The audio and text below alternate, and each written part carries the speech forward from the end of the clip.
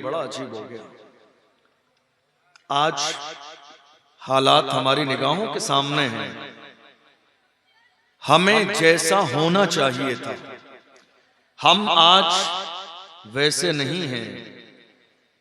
बहुत सारे लोग अलग अलग शहरों में, हम लोग जब जलसे में जाते हैं तो सवाल करते हैं, हजरत हालात इतने खराब क्यों हैं? हालात इतने खराब क्यों हैं?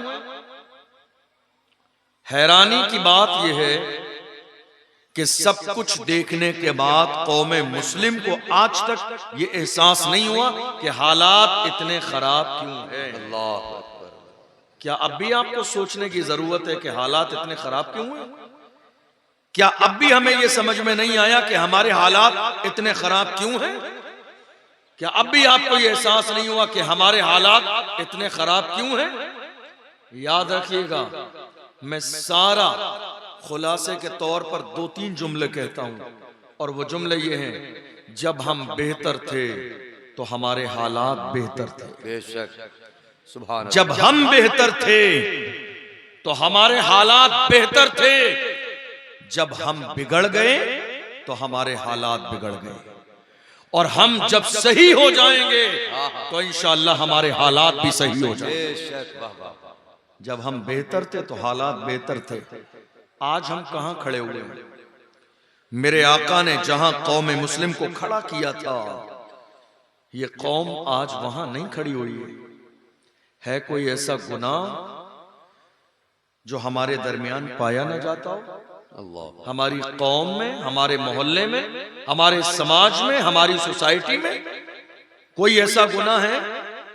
शराब हमारे यहां, जिना हमारे यहां, बदकारी हमारे यहां, गीबत हमारे यहां, जुए का निजाम हमारे यहां, सट्टा लगाने वाले हमारे यहां, गुनाह करने वाले हमारे यहां, शादी के नाम पर ढोल बाजे डीजे चलाने वाले हमारे यहां, माँ बाप के नाफरमान हमारे यहां, उर्सों के नाम पर शरीयत के खिलाफ काम करने वाले और बिलखुसूस मसलक आला हजरत से बगावत करने वाले हमारे यहां।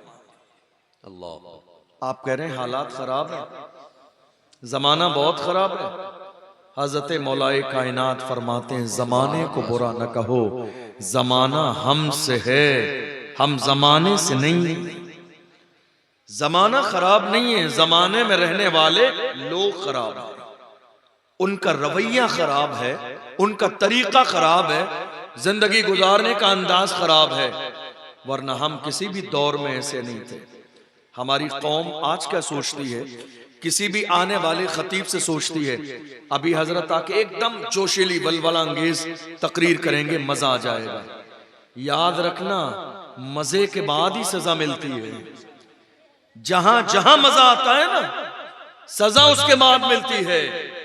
मजे बहुत कर लिए आपने, सजा उसी की मिल रही है। अब गौर कीजिए कि जरा संजीदा हो जाएं और ये महसूस करें कि मेरी जवानी का मकसद क्या है। कहां है हमारे घर के हालात? कहां है हमारी बेटियां? कहां है हमारी औलाद? कहां है इस्लामी निजाम? कोई ऐसी चीज आज हमारी जिंदगी में शामिल नहीं है जिसकी बुनियाद पर रश्क किया जाए कि हमारे अंदर कुछ बेहतर है। लोग ये सोचते हैं, और बहुत सारे लोग हमारे ऐसे भी हैं, थोड़ी देर की तकरीर में लोगों को ये एहसास दिलाए जाते हैं कुछ करना नहीं है, तुम सब जन्नती हो। समझ रहे हैं आप? जन्नत इतनी सस्ती नहीं है। अल्लाह अकबर। जन्नत इतनी सस्ती नहीं है। मरना पड़ेगा, मौत के मरहले से गुजरना पड़ेगा। हमने देखा है बड़े बड़े अच्छे सूरमा जो दुनिया में इतराते थे, गुरूर करते थे, अपने आप को बड़ा समझते थे, मैं जिम्मेदार हूं, मैं मालदार हूं, शोहरत मेरे कदमों में, पावर मेरे कदमों में, इज्जत मेरे कदमों में। हमने ऐसे लोगों को देखा है जब मौत के फरिश्ते ने उनके दरवाजे पर दस्तक दी है, आप यकीन जानना कितने लोगों का पेशाब निकल गया, कितने लोग नापाक हो गए, कितने लोगों की हालत खराब हो गई जब मौत का फरिश्ता आता है। और उसके बाद कब्र की मंजिल है, कब्र की पहली रात है।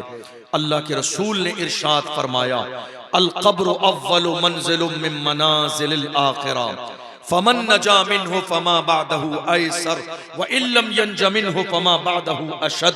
हुजूर फरमाते हैं कब्र आखिरत की मंजिलों में से पहली मंजिल है।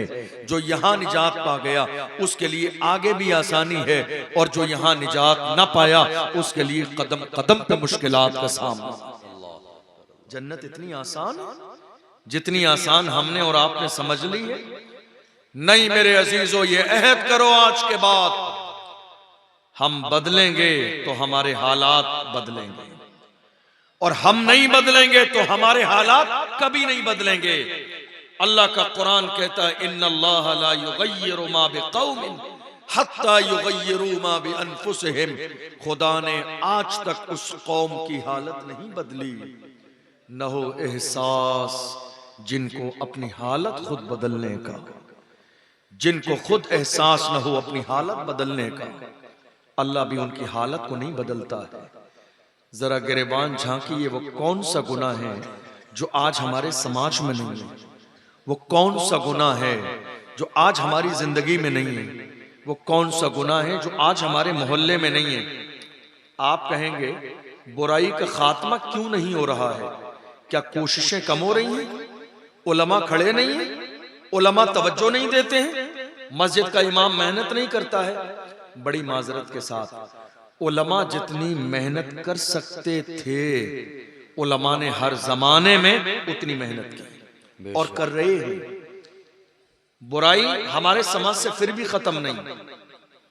आपने कभी वजह पर गौर किया? वजह सिर्फ इतनी है कि हमने अपना रवैया बिल्कुल दोहरा कर लिया है। हम गलत को किसी भी जमाने में गलत कहना नहीं चाहते। कानून किसके लिए है? मस्जिद के इमाम के लिए। कानून किसके लिए है? मस्जिद के मुअज्जिन के लिए। कानून किसके लिए है? हजरत के लिए। फुला के घर खाना खाने चले गए, वो तो शराबी है। इमाम साहब फुला के घर खाना खाने चले गए, उसका लड़का तो शराब पीता है।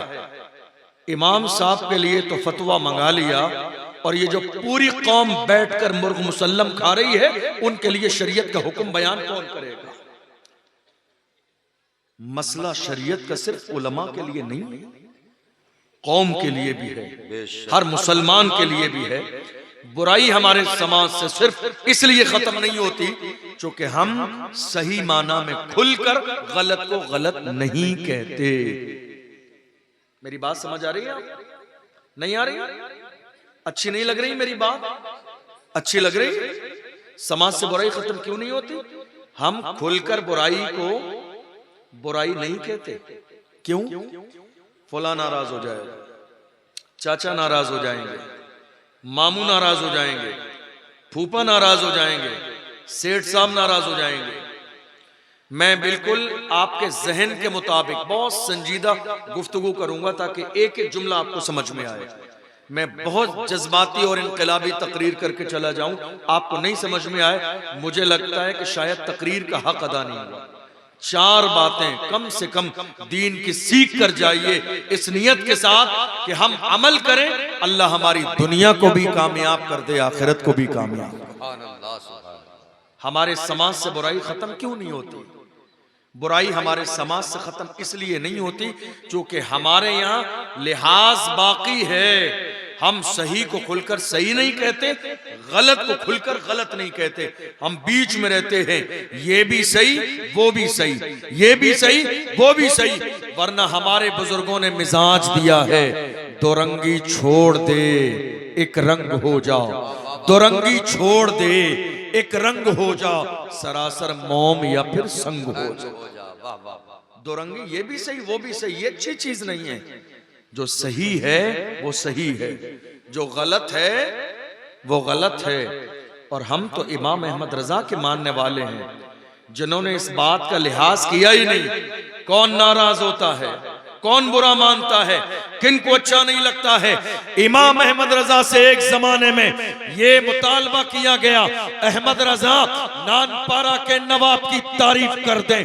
तारीफ की जाती है, नानपारा का नवाब इनाम देता है।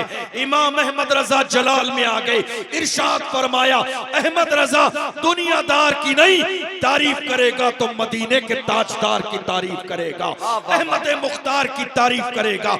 और जब तारीफ करना शुरू की है तो पुकार के कहते हैं वो कमाल हुस्ने हुजूर है कि गुमाने नक्शे जहां नहीं, यही फूल खार से दूर है, यही शम्मा है कि धुआं नहीं। वो सहा अरब के बड़े बड़े तेरे आगे यूं है दबे लचे, कोई जाने मुंह में ज़बां नहीं, नहीं बल्कि जिस्म में जान नहीं। करूं तेरे नाम पे जां फिदा, न बस एक जां तो जहां फिदा, तो जहां से भी नहीं जी भरा। करूं क्या करोड़ों जहां नहीं, करूं मधे अहले तो वल रजा। पड़े इस बला में मेरी बला, मैं गदा हूं अपने करीब का, मेरा दीन पारे ना। नारे तकबीर, नारे रिसालत, मसलके आला हजरत, उलमाए अहले सुन्नत, मुअल्लिमे कायनात कॉन्फ्रेंस, उर्से मुक़द्दस शहजादे हुजूर बहरुल इरफान मुफ्ती अशरफ जिलानी साहब क़िबला। दुनिया में सुभान अल्लाह, सुभान अल्लाह। 3 तरह के लोग होते हैं। कितने? आप जाग रहे हैं? जाग रहे हैं, सो रहे हैं आप? जरा जोर से बोलिए।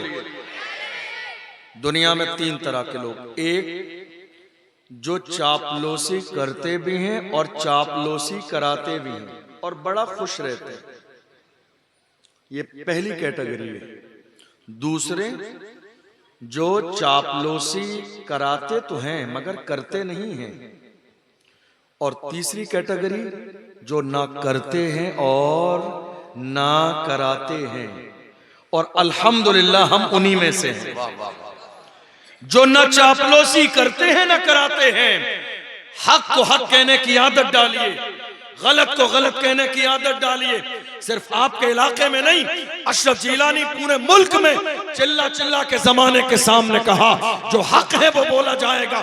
इसलिए कि मुझे ये कुर्सी किसी के बाप की इनायत से नहीं मिली है, ये कुर्सी मुझे मुस्तफा की नजर इनायत से मिली है। हम इसलिए कहते हैं ये नाज ये अंदाज हमारे नहीं होते, झोली में अगर टुकड़े तुम्हारे नहीं होते, मिलती ना अगर भीख हुजूर आपके दर से, इस ठाट से मंतों के गुजारे नहीं होते। बेदाम ही बिक जाइए बाजार नबी में, इस शान के सौदे में खसारे नहीं होते। जब तक के मदीने से इशारे नहीं होते, रोशन कभी किस्मत के सितारे नहीं होते। सुभान अल्लाह। हक बोलने का मिजाज बनाइए, जो सही है वो सही है और जो गलत है वो गलत है। और काश आपने ये मिजाज बना लिया होता तो आज हर शहर का हाल मुख्तलिफ होता, हर मोहल्ले का हाल बेहतर होता, हर इलाके का हाल बेहतर होता, हर सोसाइटी का हाल बेहतर होता, मुल्क के कोने कोने के हालात बेहतर होते। मगर हाल क्या रहा, हमने सही की हिमायत न की और गलत की मुखालिफत नहीं की। समझ आ रही बात आपको? नहीं आ रही? हमने सही की हिमायत नहीं की खुल के। क्यों? फुला नाराज हो जाएगा, फुला नाराज हो जाएगा, फुला नाराज हो जाएगा। जो नाराज होता है हो जाए, कोशिश करो अल्लाह रसूल राजी रहे। लोग कहते हैं दोस्ती टूट जाएगी, बड़ा दोस्त है, बड़ा अजीज है, मेरे काम आता है, बड़ा जिगरी है मेरा। कोई किसी का दोस्त नहीं होता है। जिन दोस्तों पर नाज है, मरने के बाद गुस्ल यही देंगे, जनाजा यही पढ़ाएंगे, कफन यही पहनाएंगे, कब्रिस्तान लेके यही जाएंगे, कब्र में यही उतारेंगे। और दोस्ती का लेवल ये है, तुम्हारी कब्र पर जब मिट्टी डाली जाएगी 10 मिनट रुकेंगे नहीं फातिहा पढ़ने के लिए। काम बड़ा अजीम है, याद रखना।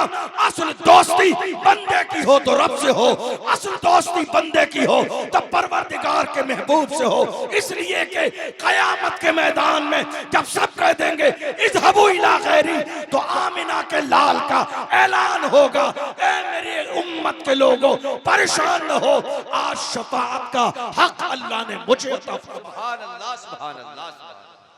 वाह वाह वाह, दुनिया के लिए वाह, वाह, वाह। गलत की हिमायत मत करो, माशाअल्लाह।